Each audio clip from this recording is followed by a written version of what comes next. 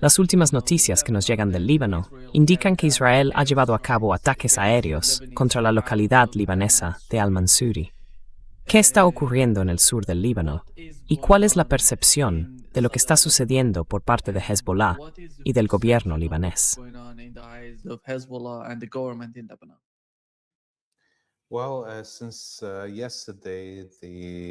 Bueno, desde ayer, el ejército de ocupación israelí ha intensificado sus ataques. Uno de ellos es el que usted ha mencionado en Al-Mansuri. Y esta es, ya sabe, una aldea que ha sido atacada muchas veces desde que entró en vigor el llamado Alto el Fuego. Básicamente, la ocupación está intentando impedir que los residentes regresen a esta aldea.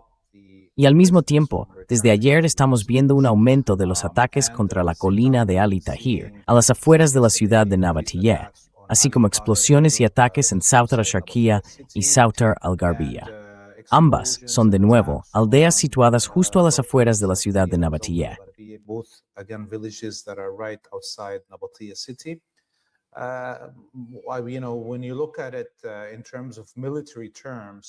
Si lo analizas en términos militares, ninguno de estos ataques cambia la realidad militar sobre el terreno, pero frustran a la población del Líbano, que está intentando regresar a sus hogares, y dan una sensación más egoísta a los colonizadores judíos, que han visto cómo su ejército y su gobierno fracasan en todas sus guerras durante los últimos 2 años y medio, casi 3 años ya.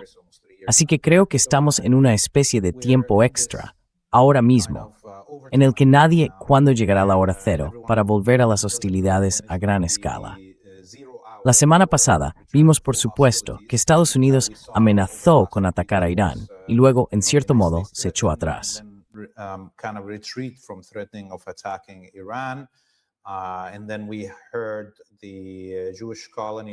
Y luego hemos oído a los dirigentes de la colonia judía decir que seguirán adelante y atacarán a Irán sin Estados Unidos. Y creo que es en este contexto. Ahora mismo vemos a la colonia judía atacando estas aldeas del sur del Líbano, como para provocar una confrontación total con Hezbollah, que después llevará a Irán a la batalla.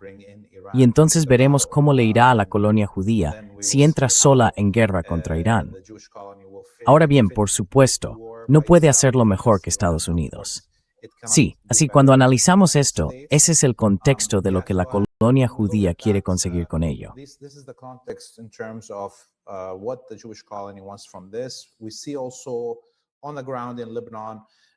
También vemos sobre el terreno en Líbano cómo aumenta la presión sobre el gobierno. Ha habido manifestaciones durante toda la semana. Cada pocos días hay una protesta frente al Saray. Hay delegaciones de civiles que se están desplazando al sur para mostrar su solidaridad con sus hermanos y hermanas que han perdido sus hogares. Y por supuesto, Hezbollah está esperando, mientras aumenta la presión sobre el gobierno para volver finalmente a una confrontación total. E incluso sin que Hezbollah haya vuelto a una confrontación total, en los últimos días hemos visto varios ataques con artefactos explosivos improvisados contra las fuerzas de ocupación.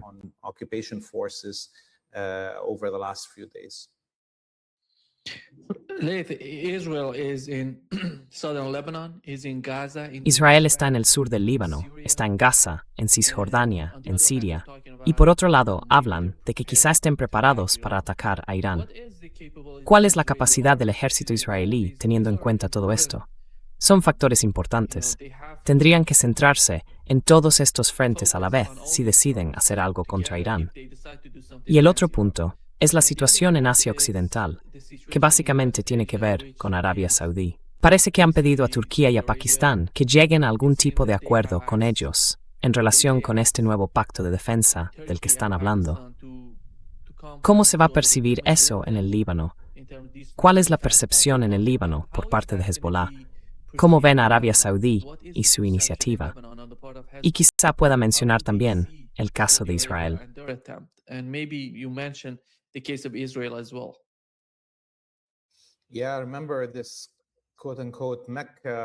Sí, recuerdo este supuesto acuerdo de la Meca, o coalición de la Meca, o eje de la Meca, como quieran llamarlo, que anunció el régimen saudí y que en teoría también iba a incluir a Egipto. De hecho, los gobiernos de Pakistán, Turquía, Arabia Saudí y Egipto se reunieron en Egipto hace unos días. Y lo que vemos es que Egipto no forma parte de esta coalición. Desde esta mañana he estado leyendo medios saudíes y mirando la Twitter-sfera saudí, y hay muchas críticas directas y ataques para socavar a Abdel Fattah el-Sisi, el presidente de Egipto. Incluso el gobierno saudí menciona cuánto dinero invirtieron para que Sisi se hiciera con el gobierno, arrebatándoselo a los hermanos musulmanes y a Morsi, el presidente Morsi antes que él.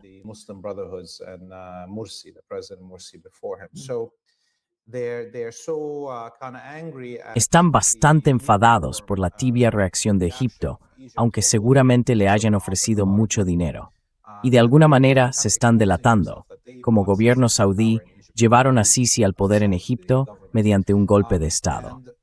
Y bueno, lo que podemos entender de esta alianza que está surgiendo es que Estados Unidos, el imperio en su conjunto, ha perdido su capacidad de ganar guerras y de hacer la guerra mediante la fuerza aérea. Irán ha destruido gran parte de las bases aéreas de la región y muchos aviones en tierra. Eso obliga ahora a Estados Unidos a realizar bombardeos de largo alcance desde su propio territorio, con los B-1, B-2, B-52 y demás. Y eso no es una guerra sostenible.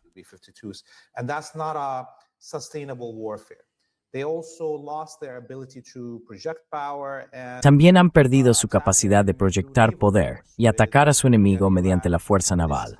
Una vez más, Irán, con sus misiles hipersónicos, sus misiles de crucero, sus drones, drones marítimos y demás, está alejando de la región a la Armada estadounidense.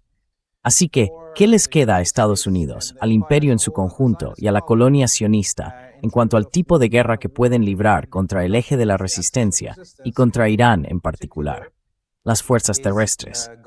Y como vemos, ni a los estadounidenses ni a los israelíes les gustan las bajas elevadas entre sus tropas, especialmente en una situación como esta, en la que habrá combate cuerpo a cuerpo sin cobertura aérea.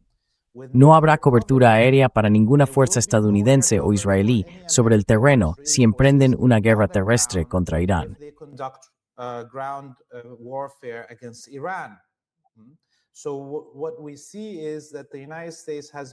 Así que lo que vemos es que Estados Unidos ha estado intentando encontrar, este imperio ha estado intentando encontrar fuerzas terrestres que puedan luchar en su nombre. Y vimos que las milicias kurdas fueron la primera opción. Y fueron machacadas por las Fuerzas Armadas iraníes y las Fuerzas Especiales de Irán, que cruzaron a Irak, mataron a los dirigentes de esas milicias kurdas y destruyeron sus almacenes. Así que ahora los estadounidenses recurren a las dos grandes poblaciones, o a las tres originalmente. Querían que Turquía, Pakistán y Egipto, con sus grandes poblaciones, ofrecieran voluntariamente a sus hijos para morir en una guerra con Irán, mientras Arabia Saudí pagaba la factura. Esta era la idea. Y como vemos, Egipto, debido a su larga historia, específicamente con Yemen, que se remonta a Gamal Abdel Nasser y a las decenas de miles de soldados egipcios que murieron en Yemen durante aquella guerra.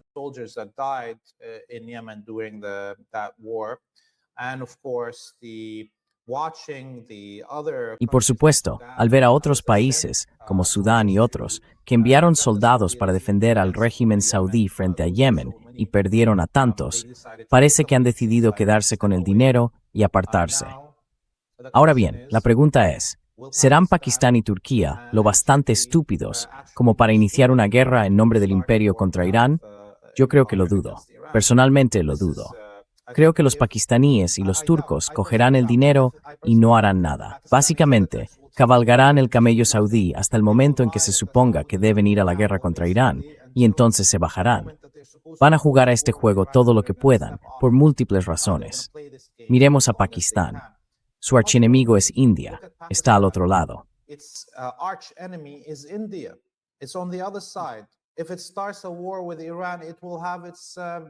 Si inicia una guerra con Irán, dejará la retaguardia expuesta.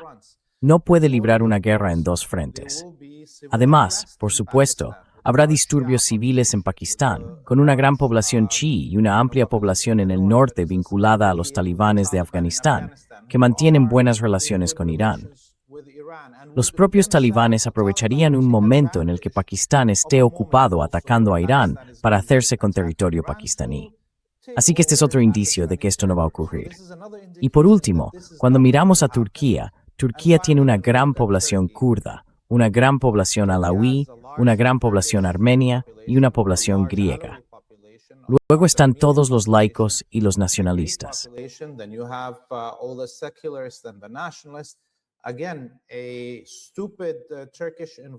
De nuevo, una estúpida implicación turca en una guerra contra Yemen.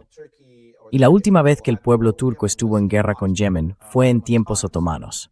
Y fue una de las peores derrotas, de las peores de la historia para el ejército otomano. Hay poemas escritos sobre los miles de turcos que murieron allí, al pie de las montañas de Yemen, intentando subir hasta Saná. Esta experiencia está grabada en la memoria de los turcos. Así que no creo que lo hagan. Pero pueden imaginarse que si Erdogan es lo bastante estúpido, cuánto malestar habrá dentro de Turquía por esto. Pero, en última instancia, toda esta conversación se debe a que Estados Unidos no tiene más opción que librar una guerra terrestre con Irán, si quiere hacerlo. Y no tiene ni los soldados ni la capacidad para asumir un número enorme de bajas en un combate directo, cuerpo a cuerpo, sobre el terreno.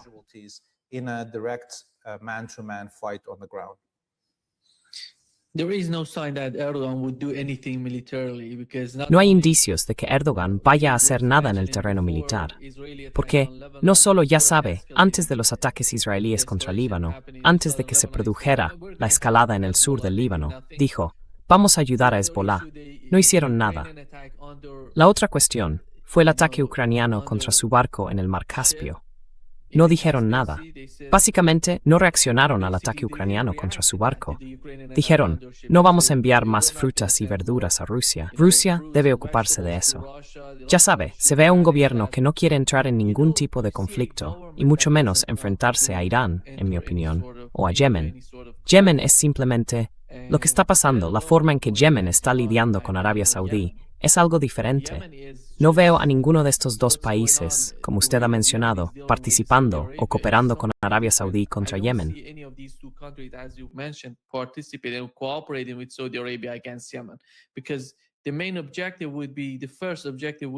Porque el primer objetivo sería Yemen.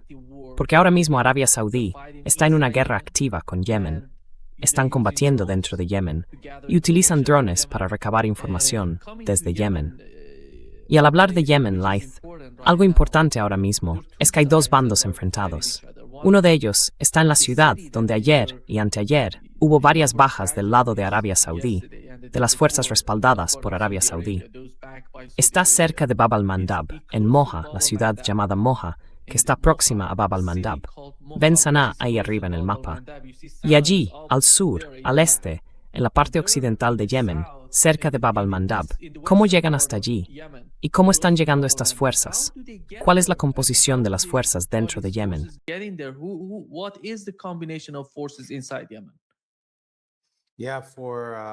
Sí, para los espectadores que no conocen mocha, de ahí viene la palabra mocha, el café mocha, ¿de acuerdo? Así que este es uno de... Yemen es, por supuesto, uno de los lugares de origen del café, junto con... También lo llaman mocha, si no me equivoco. Sí. Bueno, ya sabe, este es café mocha, es originario de Mocha, y es un lugar importante. Evidentemente, los mercenarios a los que pagan los saudíes se mueven libremente por el sur de Yemen. Y aunque los saudíes querían organizar dentro de Yemen una concentración de estas fuerzas mercenarias, vimos que las fuerzas armadas yemeníes los atacaron antes incluso de que se movieran. Así que hace unos días, múltiples misiles hipersónicos, misiles balísticos y drones cayeron sobre los puntos de concentración y los depósitos de armas de esas fuerzas que los saudíes estaban reuniendo desde todo el sur de Yemen.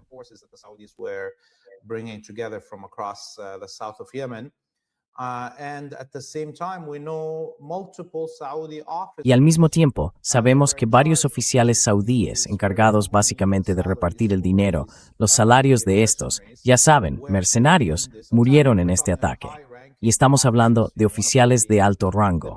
Uno de ellos era el principal oficial saudí encargado de las operaciones dentro de Yemen.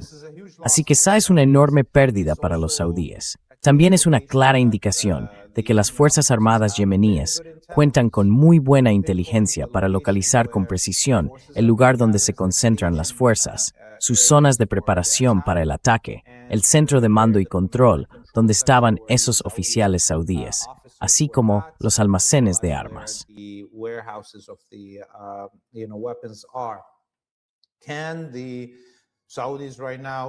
¿Pueden los saudíes recuperarse ahora de esto? Les diré algo. Incluso en el mejor escenario posible para los saudíes, si miramos 10 años atrás, cuando tenían todo el dinero y mercenarios que podían traer de todo el mundo, no estaban ocupados en otros frentes y demás, aún así perdieron la guerra estrepitosamente. Así que unos cuantos mercenarios más aquí y allá no van a cambiar la realidad. Por eso los saudíes están desesperados. Y detrás de ellos, por supuesto, los estadounidenses y los israelíes, tratando de involucrar en esta lucha a grandes países con grandes poblaciones como Pakistán y Turquía, para que luchen en nombre de los saudíes. Personalmente, dudo que eso vaya a ocurrir.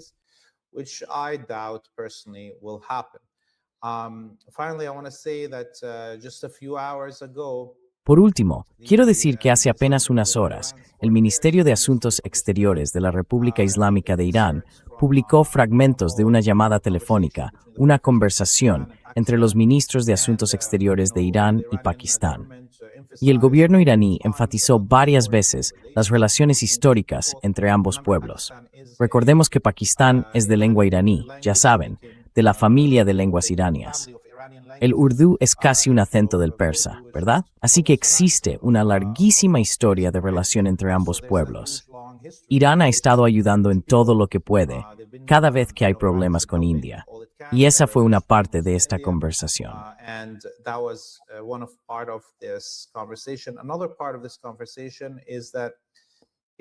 Otra parte de esta conversación es que Irán señala que como Estado Islámico grande, con recursos y una población numerosa, ha cumplido con su deber de defender a los musulmanes oprimidos que nos rodean, incluidos Gaza y Líbano, y de tratar de encontrar un consenso musulmán frente a las fuerzas imperialistas y colonialistas del mundo. Por eso, el Ministerio de Asuntos Exteriores iraní señaló que países como Pakistán, Arabia Saudí, Turquía e Indonesia, que junto con Irán son ahora más o menos los países musulmanes más poblados, tienen un deber. Todos estos países juntos tienen el deber de defender a los musulmanes y al Islam y de encontrar un consenso musulmán contra la injerencia exterior. Por supuesto, personalmente creo que estos llamamientos de Irán y estas lecciones de Irán sobre nuestros deberes como estados van a caer en saco roto, por desgracia.